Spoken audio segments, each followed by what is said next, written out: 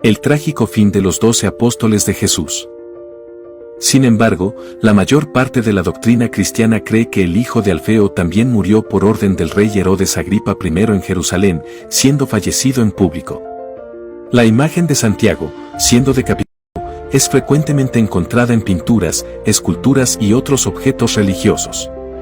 No obstante, otras fuentes, como un libro del siglo I después de Cristo, llamado Martirio de los Apóstoles, afirma que Santiago fue arrojado desde el pináculo del templo de Jerusalén y a continuación, apedreado hasta en la Jerusalén del primer siglo.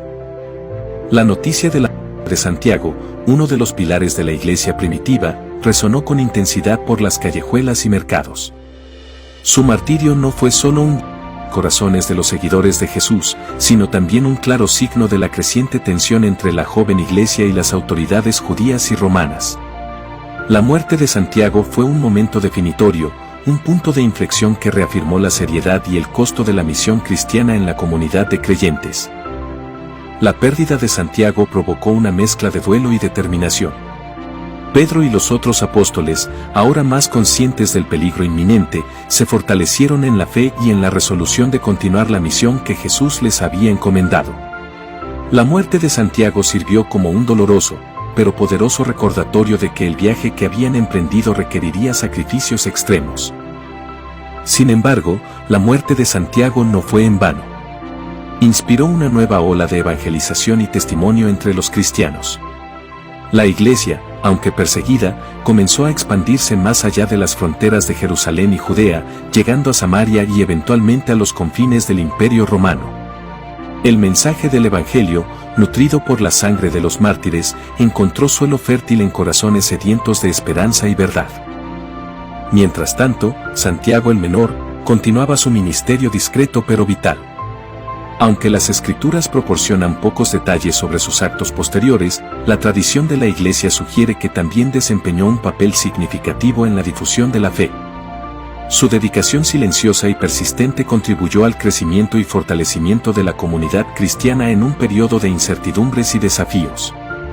La historia de los dos Santiagos, cada uno con su propio camino y destino, se convirtió en una fuente de inspiración para generaciones posteriores de cristianos. Ellos representan la diversidad de llamados dentro de la iglesia, uno llamado a un papel público y un final dramático. El otro a una contribución más silenciosa pero no menos importante. Al reflexionar sobre las vidas de los apóstoles, Santiago, hijo de Zebedeo y Santiago el Menor, somos recordados de que el camino del discipulado puede tomar muchas formas. Cada uno de ellos, a su manera, abrazó el llamado de seguir a Cristo, ya sea en la plaza pública, enfrentando la espada del verdugo o en las sombras discretas pero esenciales del servicio fiel. Sus historias continúan resonando en la memoria de la Iglesia, recordando a todos los creyentes que, independientemente del camino que sigamos, estamos llamados a vivir y testimoniar nuestra fe con coraje, amor y fidelidad inquebrantable. Pedro, originalmente conocido como Simón Pedro,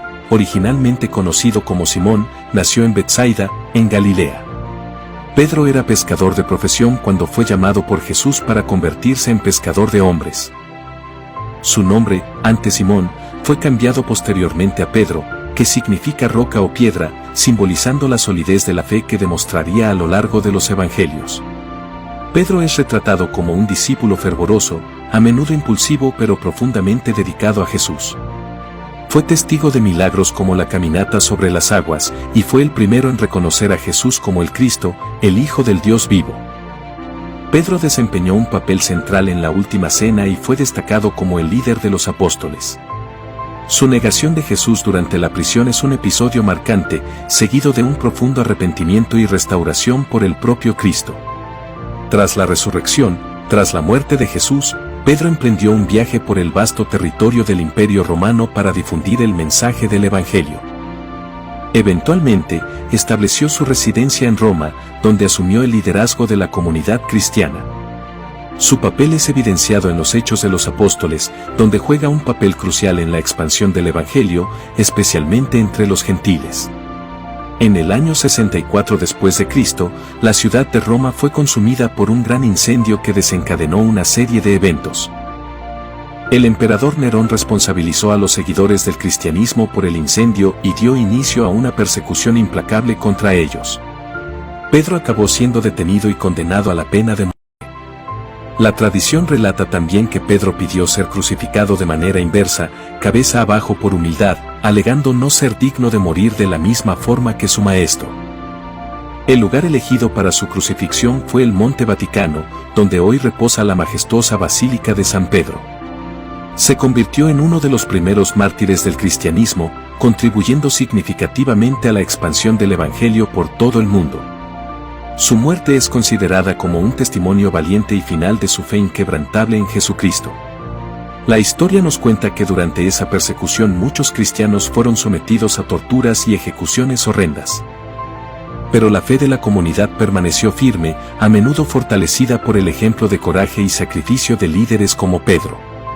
Conforme las llamas de la persecución ardían, la fe de los cristianos se esparcía con aún más vigor. Una llama inextinguible que desafiaba la opresión y la muerte. La decisión de Pedro de ser crucificado cabeza abajo, como narra la tradición, no era solo un acto de humildad, sino también un poderoso testimonio de su devoción a Cristo. Esta elección refleja la transformación profunda que ocurrió en la vida de Pedro desde aquel primer encuentro en las orillas del mar de Galilea. El pescador impetuoso se había convertido en el pilar de la iglesia. Un líder cuya fe y convicción guiaban a innumerables otros en el camino con Cristo. Su muerte no fue el fin, sino un nuevo comienzo. La historia de Pedro, con sus fallos y triunfos, se convirtió en una fuente de inspiración y ánimo para todos los cristianos. Su trayectoria, marcada por la negación y la restauración, por la valentía y el sacrificio, resuena a lo largo de los siglos, recordándonos que la gracia y el amor de Dios son suficientes para transformar y fortalecer incluso el corazón más frágil. Al parecer, el emperador Nerón también fue responsable de la muerte del apóstol Judas Tadeo, también conocido como Lebeo, Tadeo o Judas, hijo de Santiago, a pesar de ser uno de los apóstoles menos mencionados en la Biblia. Su contribución y legado son significativos.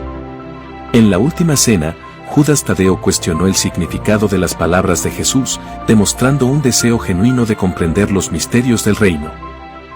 Tras la muerte de Jesús, continuó desempeñando un papel esencial en la propagación del Evangelio, particularmente en las regiones de Mesopotamia y Persia. Su importancia en la Biblia es evidente en sus epístolas, donde es reconocido como autor de una carta breve y poderosa dirigida a los cristianos. En esta epístola exhorta a los creyentes a permanecer firmes en la fe y en la práctica del amor fraternal. En cuanto a la muerte de Judas Tadeo, la tradición cristiana difiere en los detalles. Una narrativa sugiere que fue martirizado junto con Simón, sin embargo, por apedreamiento. Otras fuentes indican que Judas Tadeo fue asesinado con hachazos, una forma brutal de ejecución en aquel tiempo. Independientemente de los detalles específicos, su muerte es frecuentemente considerada como un testimonio de su dedicación y fidelidad a Cristo. Judas Tadeo es venerado como uno de los santos patrones de las causas perdidas y desesperadas, simbolizando la esperanza que persiste incluso en las situaciones más difíciles. Andrés, hermano de Simón Pedro. Andrés, hermano de Simón Pedro. Aunque a menudo en la sombra de otros apóstoles más prominentes, compartió una cercanía especial con Jesús. Desde el comienzo de su viaje como discípulo, Andrés es frecuentemente asociado a momentos cruciales en los evangelios, como la multiplicación de los panes y peces, donde presentó a un joven con 5 panes y 2 peces, convirtiéndose en instrumento en la manifestación del poder divino. Su importancia en la Biblia también es evidente en la lista de los 12 apóstoles, donde se le menciona consistentemente entre los primeros. Tras la muerte de Jesús, continuó la propagación del cristianismo primitivo. Su viaje misionero lo llevó a diversas regiones, incluyendo Escocia y Grecia, donde tradicionalmente se le considera el fundador de la Iglesia de Constantinopla. En cuanto a la muerte de Andrés, la tradición cristiana sugiere que enfrentó el martirio por crucifixión en Patras, Grecia, antes de ser crucificado. Andrés habría pasado por una larga sesión de tortura, siendo brutalmente azotado. No obstante, su crucifixión tiene una peculiaridad única. Fue clavado en una cruz en forma de X que más tarde se conocería como la Cruz de San Andrés. Se cree que Andrés, al igual que Pedro, pidió ser crucificado de esta forma, pues creía que era indigno de morir de la misma manera que Jesús. Sus restos mortales fueron encontrados siglos después y llevados a Escocia por mar, donde se dice que el barco naufragó. El apóstol Felipe, originario de Betsaida, la misma ciudad de Pedro y Andrés, fue llamado por Jesús para seguirlo. Su identificación específica en los evangelios, a menudo referido como Felipe de Betsaida, destaca su origen y ayuda a diferenciarlo de otros con el mismo nombre. Felipe. Nos vemos en el próximo video.